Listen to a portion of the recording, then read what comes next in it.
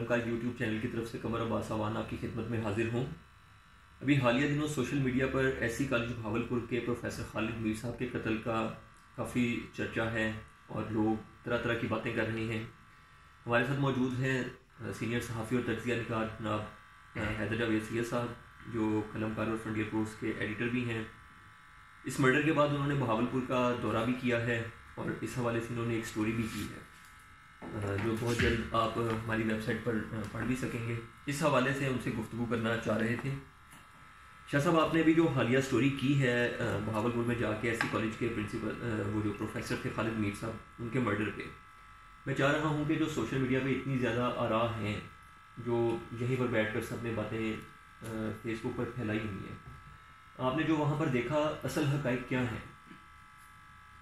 بہت شکریہ ملک قمر. دیکھیں، بات یہ ہے کہ ایک تو یہ بہت ہی المناک سانحہ ہے کہ ایک استاد کا اپنے شاگرد کے ہاتھوں قتل ہو جانا کالج کی حدود میں، اور پھر اس کو طرح طرح کے جو ہے نا وہ رنگ دینا، کچھ لوگوں کی طرف سے، کچھ حلقوں کی طرف سے، اور طرح طرح کے جو ہے نا وہ بیہودہ الزامات جو ہیں وہ لگانا. کتنا بدقسمت معاشرہ ہے کہ ایک استاد قتل ہو جاتا ہے ناخلف شاگرد کے ہاتھوں، اور ورثا اور اس کے شاگرد یا اس کے ساتھی استاد انصاف کی تلاش کی بجائے اس صفائی میں لگ جائیں کہ نہیں وہ جو الزامات لگ رہے ہیں وہ غلط ہیں، مذہبی حوالے سے جو الزام لگ رہا ہے، ذاتی حوالے سے جو الزام لگ رہے ہیں وہ سارے الزامات غلط ہیں، ان الزامات کا کوئی تعلق نہیں ہے. الزامات کا کوئی تعلق بھی نہیں ہے. پروفیسر صاحب کا خاندان کئی دہائیوں سے بہاولپور میں آباد ہے. 71 سال پاکستان کو بنے ہوئے ہو گئے ہیں. ہم یہی حساب اگر کر لیں تو 71 سال سے وہ خاندان وہاں آباد ہے.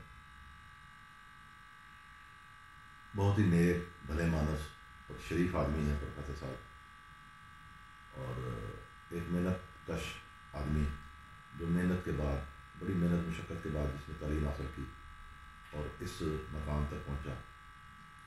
ایک جو فاشسٹ رویہ ہمارے معاشرے میں پروان چڑھ گیا ہے کہ آپ صرف اپنے اس کو یہ سمجھتے ہیں کہ وہ ہے اسلام کا جو فہم ہے وہ وہی ہے جو میں سمجھتا ہوں، اور میرے علاوہ باقی لوگوں کے جو مطلب کہ نظریات ہیں وہ مطلب کہ غلط ہیں. پروفیسر صاحب بنیادی طور پر اسی کی بھیڑ چڑھے ہیں، اور جس شاگرد کے ہاتھوں میں قتل ہوئے اس کے حوالے سے جو 3-4 موقف سامنے آئے وہ بھی درست نہیں ہے. سیدھی سی بات ہے کہ وہ لڑکا بعض عناصر کے ہاتھوں میں کھیل رہا تھا. اتفاق سے ان عناصر کا تعلق جو ہے وہ خادم رضوی کی تحریک لبیک سے ہے، اور تحریک لبیک اس وقت جو بھی پچھلے 2 سال میں صورتحال بنی، جن لوگوں نے اس کو بنایا، جو مقاصد حاصل کرنے چاہے، پھر ان کے ہاتھ سے نکل گئی، ایک اور قوت کے ہاتھ میں وہ کھیلتی رہی بنانے والوں کے خلاف. وہ کہ اب اس ساری قیادت کو، اور ایک کریک ڈاؤن ہوا، اس کریک ڈاؤن میں لوگوں کو اندر بھی کر دیا گیا. خادم رضوی بھی اندر ہیں، لیکن جو اثرات معاشرے میں اس نے پھیلا دیے ہیں وہ بہت خوفناک ہیں. میری پریشانی کی وجہ یہ بھی تھی کہ بہاولپور جیسے علمی، ادبی، تہذیبی مرکز میں ایک استاد کا اس طرح قتل ہو جانا اور اس پر الزام لگنا کہ وہ توہین اسلام کے مرتکب ہوئے تھے. اسی لیے میں وہاں گیا تھا. تفصیل تو خیر میں نے اپنی جو سٹوری ہے قلم کار کے لیے، فرنٹیئر پوسٹ کے لیے جو میں نے تحریر کی ہے اس میں احباب جو ہیں وہ پڑھ لیں گے. مختصراً میں یہ عرض کرتا ہوں کہ یہ بہت ہی المناک سانحہ ہے. اس میں ایک خاص شاونزم جو تعصب خادم رضوی نے پیدا کیا ہے، اس تعصب کا بہرحال یہ شاخسانہ ہے. اگر ہم یہ کہیں کہ جو مولانا خادم رضوی براہ راست اس میں ملوث نہیں ہے تو ٹھیک ہے، لیکن جو اس نے تعصب پیدا کیا ہے معاشرے میں، جس قسم کی برین واشنگ کی ہے، اور وہ جو ظفر گیلانی اس کا لئیے سے امیدوار تھا MMA کا 2018 میں، میری ساری تحقیق کے مطابق وہ اس کا ماسٹر مائنڈ، اسی نے اس لڑکے کو آمادہ کیا. کیوں آمادہ کیا؟ جو بات مجھے سمجھ میں آتی ہے وہ ہے چدراہٹ کی، کہ میں علاقے میں ایک لیڈرشپ جو ہے ایک خاص فضا بن جائے گی، اس فضا میں لیڈر بن کے ابھروں گا. اس کے لیے اس نے 2 انسانوں کی جان کو داؤ پہ لگا دیا. ایک پروفیسر صاحب جان سے چلے گئے، ان کا گھر اجڑ گیا. دوسرا وہ لڑکا جس نے قتل کیا، بہرحال اس کا خاندان بھی متاثر ہوگا. وہ بچہ کھیلا اس کے ہاتھ میں اور یہ ساری صورتحال ہے. کالج کے طلباء سے بھی میری بات ہوئی ہے, اساتذہ سے بھی میری بات ہوئی ہے.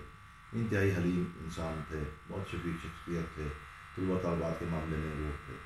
یہ ہم اسے مذہبی دہشت گردی کہہ سکتے ہیں, اور یہ بالکل مذہبی دہشت گردی ہے. مذہب کو ہی ہتھیار بنایا گیا ہے, اور مذہب کی توہین کے یا اس سے جڑے ہوئے جو دوسرے الزامات ان پر لگائے گئے ہیں, ان الزامات کا کوئی تعلق نہیں ہے. اور ایک بات کی میں بالکل اور وضاحت کرنا چاہتا ہوں کہ اس معاملے کا اس بات سے بھی کوئی تعلق نہیں ہے کہ کالج میں کوئی فنکشن ہو رہے تھے اور وہ فنکشن جو ہیں وہ سارے وہ غیر مطلب ہے کہ اسلام سے متصادم تھے, کیونکہ پہلے بھی تو کالج میں فنکشن ہو رہے تھے. اس قتل سے کچھ دن پہلے بھی کالج میں جو ہے وہ بہت سارے فنکشن ہوئے ہیں, مختلف ڈپارٹمنٹ کے فنکشن ہوئے ہیں. اسی طرح مطلب ہے کہ یہ فنکشن بھی ہو رہا تھا, تو ابھی ہونا تھا یہ, اور یہ کہہ دیا گیا کہ یہ غیر اسلامی ہے. پھر کچھ لوگوں نے یہ کوشش کی کہ اس لڑکے کے پیچھے جو تنظیم کے لوگ ہیں ان کو بچانے کے لیے کسی دوسری تنظیم پر الزام دھر دیا جائے. تو وہ بھی میں نے اپنی تحریر میں ساری قوتوں کو, سارے چہروں کو, ساری سازش کو بیگ نقاب کرنے کی حساب مطابق کوشش کی ہے جو دستیاب معلومات ہیں. میں پھر بھی یہ کہوں گا کہ دیکھیے یہ جو تعصبات ہیں, یہ جو رویے معاشرے میں پروان چڑھ رہے ہیں, ان سارے رویوں کی بنیادی طور پر ہماری ریاست ذمہ دار ہے. ہماری ریاست نے ہی اپنی ضرورت کے لیے 1980 کی دہائی میں فرقہ پرست عناصر پالے تھے.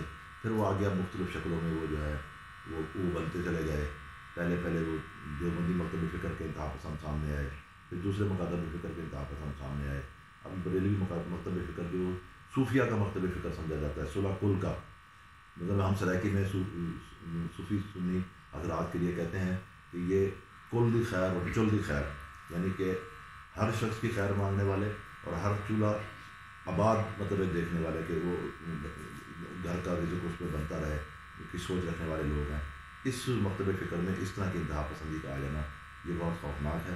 اور جو اہل سنت صوفی سنی مکتب فکر کے جید علماء کرام میں اہل دانش ہیں, ان کو صورتحال کا نوٹس لینا چاہیے, اور صرف بعض لوگ جو مکتب فکر کی بنیاد پر تحریک لبیک کی حمایت کر رہے ہیں ان کو بھی خدا خوفی کا مظاہرہ کرنا چاہیے, اور یہ دیکھنا چاہیے کہ کیا تحریک لبیک کی جو تعلیمات یا جو نظریات جو جس شاونزم کو وہ بڑھا رہے ہیں کیا وہ واقعی صوفیہ کی تعلیمات کے عین مطابق ہیں. کیونکہ اہل سنت کا جو صوفی سنی مکتب ہے اس کا دعویٰ یہی ہے, اور صحیح بھی ہے, کہ ہم اس اسلام کے وارث ہیں جو صوفیہ کی تبلیغ سے پہلا ہے. تو صوفیہ کی تبلیغ سے پہلا ہوا اسلام تو کل کی خیر اور چل کی خیر والا اسلام ہے, اس میں اس قسم کے تعصبات کی کوئی گنجائش نہیں.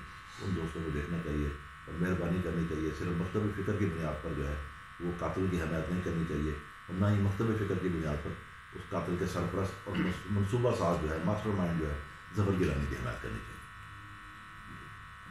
بہت شکریہ شاہ صاحب.